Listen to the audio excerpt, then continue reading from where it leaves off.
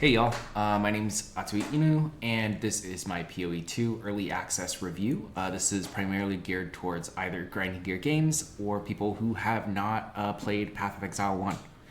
So with that, a little bit about me. I've played over 1,500 hours of PoE 1. I have over 150 hours in PoE 2. I'm currently a level 89 Witchhunter. I'm playing Glacial Bolt and Frag Rounds, and I've completed T15 Atlas Quest and have continued playing since. I'm going to do a very quick build update. So this is the build that I'm currently playing. Basically the basic play style here is that I drop an ice wall and I shatter it, and it's these shatters that do damage. Each ice wall broken does have its own sort of shatter effect. So you can see here,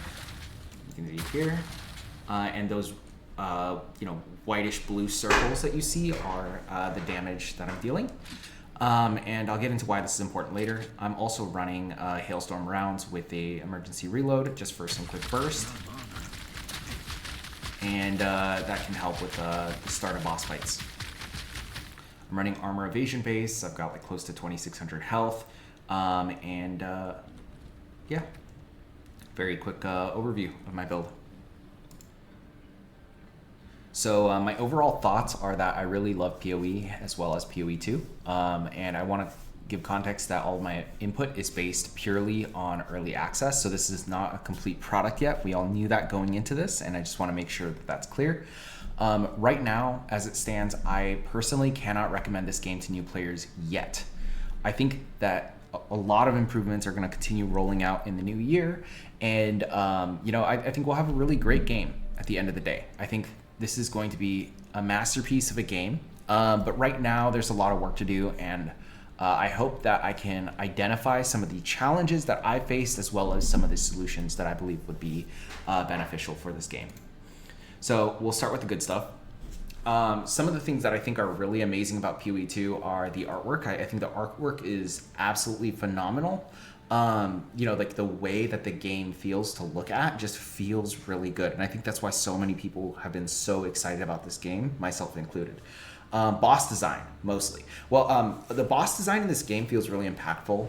We're not like one-shotting bosses anymore, unless you're playing, I don't know, maybe there's some minion builds out there that are doing that. But in general, I think most people are not insta-killing bosses, and we are fighting them during the story. They feel impactful, they feel weighty, and they feel interesting. And so I'm intrigued by the boss design. I think these have been fantastic. There are some bosses that need some work, but I think overall the bosses have been really good. When I'm talking about bosses I don't like, I'm talking about Wrathbreaker for most of it. Wrathbreaker is an asshole and he deserves to die. But Crowbell and Turbo Granny, I forgot her name, but she's on the right side here. Those were my two favorite fights in the entire game. They're a ton of fun. They're really cool. They've got a lot of character, and I think that's a really great foundation for a game. And to my next point, this overall has been a really solid foundation, right? Like they've got a lot of really great systems, a lot of really great combat mechanics in the game, and I think that sets them up for really great success in terms of building a fantastic game. There's a lot of new skills, classes, lots of new things to try out. Like content-wise, there's a ton of stuff going on. Like systems-wise, that I think that they have implemented into this game really well. And I think that there's, like I said, the foundation is really good, right? There's a lot they can build off of or improve on to make this a fantastic game. And then I specifically want to shout out WASD Movement. WASD Movement has been incredible in terms of gameplay for me, has been extremely impactful in terms of my ability to play the game as a witch hunter and in terms of the build that I'm playing. And so I think WASD has felt really good, and I really like that they've implemented this. Here's what I don't really like about the game so far, and I've split this out into early and late game. The ongoing meme in the community is that grinding gear games, they don't really like to read huge lengthy comments or anything, so I just made a joke here, inserting obligatory bingo card here. Who knows, maybe I'll actually put a bingo card out if there's any interest in that. But we'll talk about story progression first. First of all, I think a lot of things need a lot more explanation. When it comes to some of my new friends to the PoE games, there was a lot of things that I had to explain, and you can tell that by my last video. I think that like when it comes to explaining these mechanics to new players, it's not always intuitive, and I think there's a lot of work that they can do in this area. So here are some examples. Number one, at a very basic level, Ascendancy was extremely confusing to understand when it was time. Not just for me, but for the people who were new to the game. This was a huge question mark, and we all pretty much had to rely on the community for explanations here. The fact that at the end of Act 1, you lose 10 resistances. Like, I didn't even know that happened to me because the text popped on my screen and disappeared before I could read it. And, the first act boss was a hell of a fight, especially the first time you're playing it, right? Like, you're getting dumpstered over and over. And when you do, I mean, like, I don't know about you, but, like, I got up and I shouted. I was like, yeah, let's fucking go. And, like, I did not see the screen. There is no shot I would have noticed that. So, I think that there's some more guidance or clarity that they could have added there to make sure that people knew that this happened. Because losing 10 of all reses, all LE reses, is hugely impactful and extremely important to recognize. The salvaging bench. The salvaging bench was kind of confusing. A lot of new players and a lot of experienced players that I played with had no clue what this does.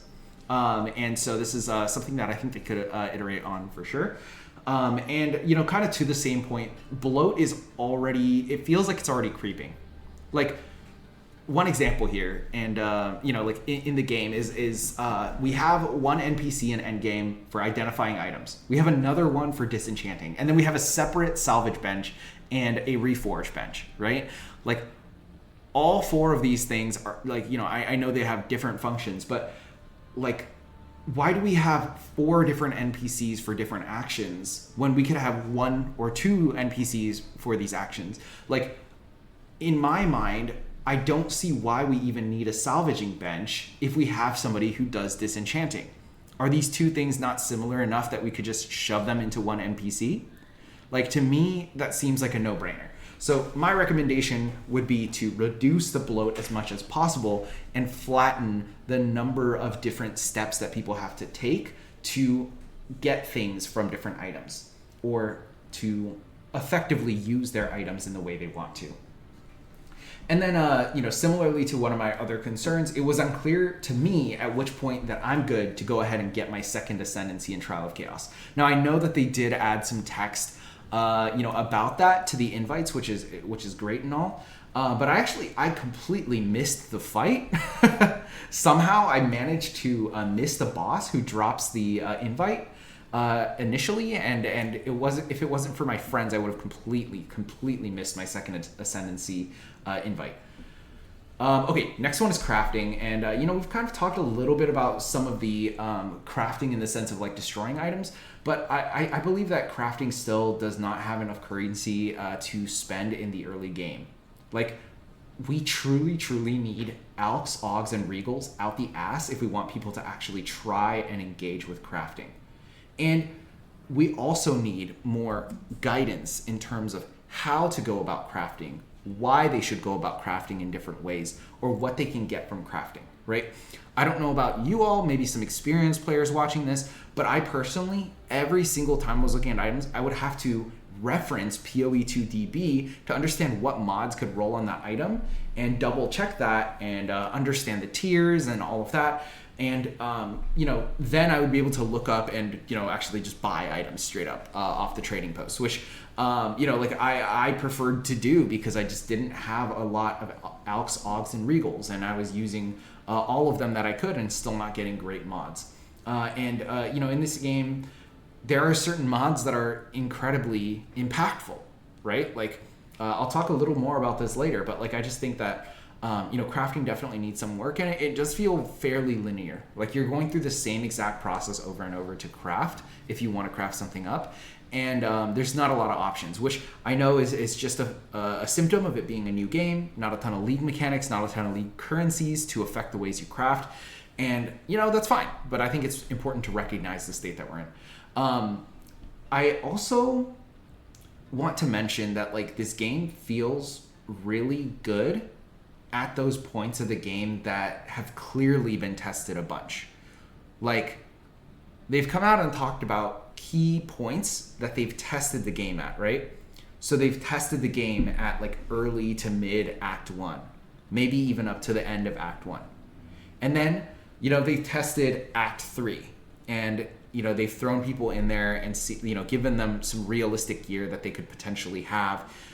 But the game between those checkpoints that they've tested for feels extremely unbalanced. And I have faith that, you know, with all of us playing this game, they're getting the critical data that they need to be able to balance those areas better. But, you know, I think it's important to recognize that these were not well balanced. You know, like my personal first run through of Act 2 was just abysmal. It felt terrible to play. I was just getting dumpstered left and right. And like, I crafted up the gear that I could with the currency that I had. And, you know, like, there are other issues that I ran into. I might cut to some of those in a sec here, but there were a lot of issues that I ran into that, you know, and the most clear example that maybe everyone has encountered is the Act 3 town, which is a buggy mess.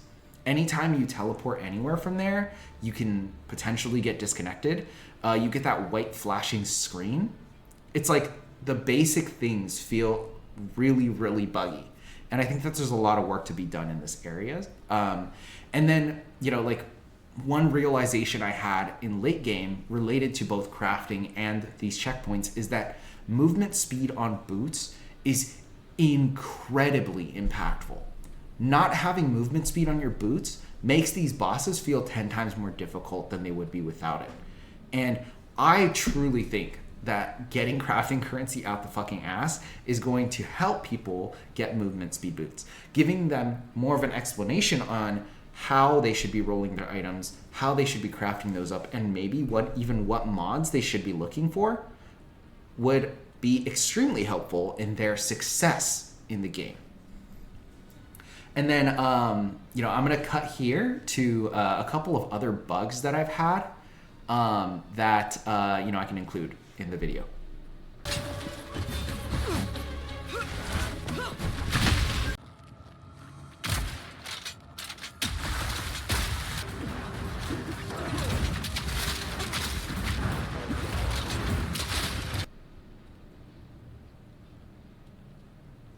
Okay, so a couple other issues that I had. Well, one of them was that auto aim needs an option to be disabled. So what I mean by that, and I'm gonna go to my game here, is that you know, when you shoot at enemies, if you shoot in their direction but not at them, say the enemy's here and I'm clicking here, it will auto lock onto the enemy frequently.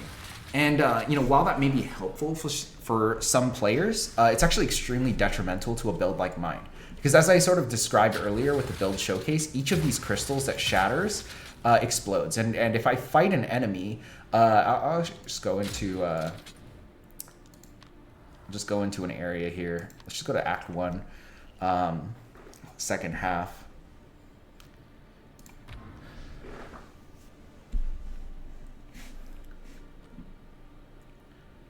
But you'll see that to fight enemies, here we go.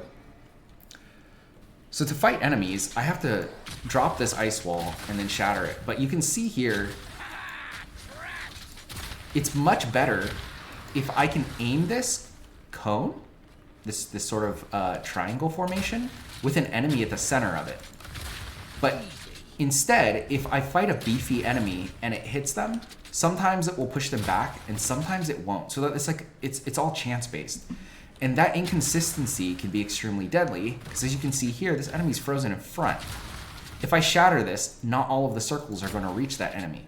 So it actually leads to a huge DPS loss in the end game, and can actually cause some really bad pathing errors for me. So if I'm trying to, you know, shatter this ice wall here, I can do that, right? Like, I can aim at the ice wall. But sometimes, like right there, you can see I kind of clicked off of the enemy and it aimed directly at the enemy instead. And so at some angles, I'll completely miss my ice wall and I won't be doing my damage. Like you can see, this attack does not do as much damage nearly compared to the ice wall. Now this is not a great example because I'm in an early zone, but yeah, hopefully that example is helpful. And yeah, I mean, essentially, there's a ton of bugs, which is understandable. It's an early access game. It hasn't been fully tested throughout. But I do think that there were more bugs than I was expecting, which I think, it's something they can work on. So luckily, it's not like a damning issue. But, I hope that through having all these players experiment with the game, that they've been able to identify a lot of these bugs, and we'll be able to fix them. All right, let's talk Endgame. So right now, I mean, I just feel like there's not a ton of content right now in the game, which is understandable. Again, it's not fully released yet, but there's a lot more that needs to be done for the Endgame gameplay loop to feel good. So first of all, I want to say that the gear progression, especially if you're not a trader, feels extremely lackluster. But even as a trader, it feels like there's a lot of like really dead mods on items, or like there's not a lot of good mods is what I should say. Like, I don't feel like I have something I want to chase. I don't feel like there's anything I really want to optimize in terms of my build. Like, I just feel like I'm done with the game and there's nothing for me to grind for, which is not a great feeling in terms of like an end game gameplay loop. But I mean, in addition to that, like even getting to the point where I am, the Atlas system has been not just overwhelming, but buggy, right? Like, in the pre-patch experience, I was frequently getting one-shot. I know they fixed this already. I oftentimes got walled off in my Atlas and didn't really feel motivated to path multiple screens to where I want to go. And I'm going to show you an example of this right here. Okay, so here's my example. In my Atlas, I was pathing towards this cluster of towers here. I really wanted to get to all these towers, really juice up my maps. There's a bunch of towers here too. And, I was headed in this direction to get to all of this. And, I kind of went the long way around to hit all the towers. And, by the time I reached here or here, I can't remember which one it was, I started to realize that none of these nodes connected. And that's just like a terrible feeling, because you get some of the things start to spill over to this side in terms of like juicing your maps. And then, you get here and you're like, okay, how do I get here? Well, maybe I can go around. Let's look at the top here. I can go all the way around this entire lake and go all the way around here, assuming the path connects, which it doesn't look like it does, which means I have to go all the way around here to come here, which does not feel good. And then I'm like, okay, well, maybe I can go the other way around. The other way around does not connect. So I would have to go, around this entire mountain range, and then maybe down here if I'm lucky, and maybe it'll cut across. I don't know. It looks like it might. But if I'm unlucky again, then maybe I have to go all the way down here. And so you can kind of see that like I'm just cut off here. And I just like wasted a ton of resources juicing these maps, and I'm just stuck. And now I have to start over this journey of like running dead maps to get to towers so I can juice my maps again. And that's not a really great or satisfying gameplay loop. And so ultimately, I feel like the way that you can get walled off in this game is extremely unsatisfying. I heard a recommendation lately, which was that like if you could have like skips in your tree, so instead of like pathing one node to one node, like this node to this node, and you wanted to get all the way over here, like that there would be a few skips where you can like skip some maps and then kind of progress through areas faster. And I think that would be a wise idea. I also think that like, I've never found one of these special boss fights, right? Like these citadels, like I haven't seen a single one. And it's not like I'm new to the Atlas. I've been pushing in several directions. I haven't seen a single one, which is not a great feeling either. I think in addition to this was not helped by Waystone Sustain, which right now, in my opinion, is in rough shape. It feels kind of dog shit. Once I hit around T7 maps, I was constantly backtracking tiers to sustain, and I felt like I had to spend exalts to upkeep or farm it myself. And when you're so early in maps, you don't really want to spend all your currency buying the waystones. You want to spend it upgrading yourself and preparing for later tier maps, right? So it felt really unsatisfying to have to go back and try to run a T7 so that I could get more T8s and continue my Atlas progression. Like, it just didn't feel good. I do think that like Waystone Sustain should be buffed. like waystone drop rates should be better. And I also ran into a Reddit post. I don't know if it's factual or not, but I heard that like at map levels, monster levels 80 and up, they tend to not drop T15s for some reason. And I do think that like end game solving that may be helpful. But I personally found that true for myself too. That like every time I juice my maps too hard, I'm not getting any waystone drops. I also think that like rolling maps helps you sustain waystones, but you end up in these unlucky streaks as well. Like I had a personal unlucky streak where, I rolled 10 maps and I had 5 that had minus max res mods. And so I would just die and waste the map, but like I wouldn't want to like not run the map because it was what I had. It's like it's all I had. So you remove the element of choice from rolling your maps by not having enough waystones. Maybe I'm just unlucky, but I don't know. I feel like everybody that I've talked to out of my friends who's playing the game are also struggling with waystone sustain. And since I plowed ahead of them in the campaign and in maps, I was able to provide them with my excess waystones. But not everybody gets to have that, and I could see that being a huge piece of player friction. Okay. In addition to that, T16 maps. I know they exist. I haven't gotten a single one. I don't think they drop. I've heard the only way to get them is corrupting T15s, but the approximated chance for getting that was about 1 in 10. To me, when Waystone Sustain is already in rough shape, that further accentuates the problem of hitting T16 maps. So to me, I do think like this is an easy problem to solve.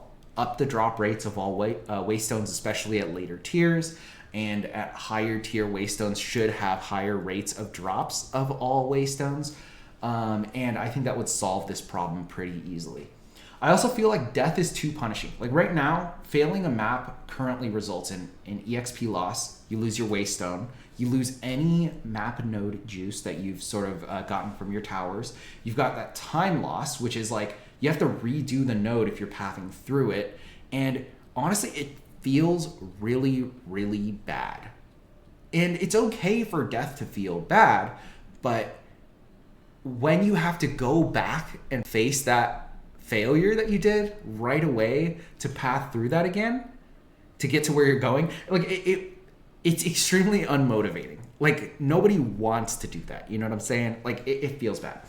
I also think that like there's been some conflicting information about one portal gameplay and what that is supposed to look like in terms of like, well, we've got all these portals, but we've only got one chance. If we die, it's, the map is gone. Like, I thought that the purpose of this was so that death is impactful, but that they can, they originally had after death monster effects because there were 6 portals. So now that we die once and we lose it all, why do we still have post-death effects at all? I know they removed the chaos one that's one-shotting everybody, myself included, but it's still pretty BS when a juiced rare just shows up off screen and one-shots you, and you just lose the whole thing. It's still pretty bullshit when I've killed an enemy and because the map has a divot in it, the zone has a divot in it, and the after death effect is underground, that I die to it and I just lose everything. These kinds of things are too punishing and don't feel good. And I think that's an easy fix to me. I don't know if GGG aligns with my philosophy on this, but I don't think after death effects are even necessary now that we've got one life. And even that I'm kind of questionable about. I think having more than one chance at a map is okay. But I think that there's a lot they need to iron out in this area. Alternatively, I do also think it would be great if they would just remove the penalty of map node loss or just let us skip that node entirely. It feels extremely unmotivating to try again after death, and I kind of get in tilt and just start dying over and over. And, I think like even just letting us skip a node and say, hey, like I don't want to do this node anymore, skip, like would be helpful. Even if it just eats up a waystone or something. I think the Atlas itself is pretty laggy, or not laggy, buggy. And, I showed an example of me getting stuck in the Atlas. And I think there are other examples of this. That I think people have posted on like Reddit and things where the Atlas itself, just the pathing and the way it works is pretty buggy. I think there's some work they could do there. And to me, and this is a big one, the League mechanic gameplay loop right now in its current state is unsatisfying. Let me give you an example. So right now, I'm maining Expedition. When I want to progress in my Atlas for Expedition, I have to grind maps for an expedition, right? And not every map's gonna have an expedition, but I have to grind maps for expeditions. And those expeditions might have a chance of having a remnant with a modifier for increased chance of enemies dropping logbooks. And if I get 1 or 2 or even 3 of those, I have a chance of getting a logbook. And I can run those logbooks for a chance for the boss to appear. And then I had to fight that boss for 15 minutes, and he's an HP sponge with like over 10 times the amount of HP of any of the other bosses I've fought so far. And when I beat him, he comes back to life at 75%. And then I fight him again, and at 50%, he's gonna phase and kill me with a one-shot mechanic. And that one-shot mechanic comes from something that's circling around the arena constantly. So like, after fighting him for like 5 minutes and getting to that phase, my brain is numb. I don't have enough eyes to look at both him for his attack signals, for the things circling the arena, and keep an eye on his health bar. I just don't have enough eyes for that. And it's too much of just an absolute slog of a fight. And so I miss it. I die. And I fail the fight, and I just repeat. Now, you might be saying, hey, why don't you just buy the key to the fight and roll those? Well, those cost a div. That's extremely expensive. And so, to me, it's not just punishing my death, but it's punishing everything, all the chance to obtains that I've sort of built up all the way to that point, which is extremely, extremely demotivating. And so, there's no room for experimentation. I'm better off selling off the logbooks and letting somebody else run those, and myself just, running maps. But at the end of the day, that means I'm doing less content. That means I'm having less fun. That means I'm not progressing in the game. And what am I going to do with that currency? I don't have any extreme gear goals anymore. I've kind of gotten everything I want.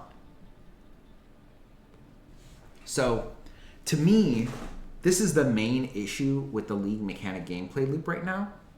And I don't really know what the solution to this is. Maybe it just means more additional League mechanics in the game would resolve this. Because then you're pursuing 2 or 3 different, League mechanics at once. And you're kind of, trying this and trying that. And, then it doesn't get stale. But for me, this loop on its own did not feel good. And that's the main reason that I don't think I'll be continuing the League much longer. All right, I'm going to provide my final thoughts here. I know that sounded really negative. I know a ton of this video was focused on the negative. I want to remind you, I really like this game. I really like this game. I want it to succeed. And it's early access. Early access means it's not done yet. So they've got time to continue improving things. I've got a long laundry list of things that I want them to improve. But I'm confident, PoE 1 is and will be a fantastic game. And PoE 2 will do the same. So I know this was a little long, but I hope you enjoyed listening. And, let me know if you agree, disagree with what I said. And I hope you have a happy holiday and don't grind your gears too hard, I guess.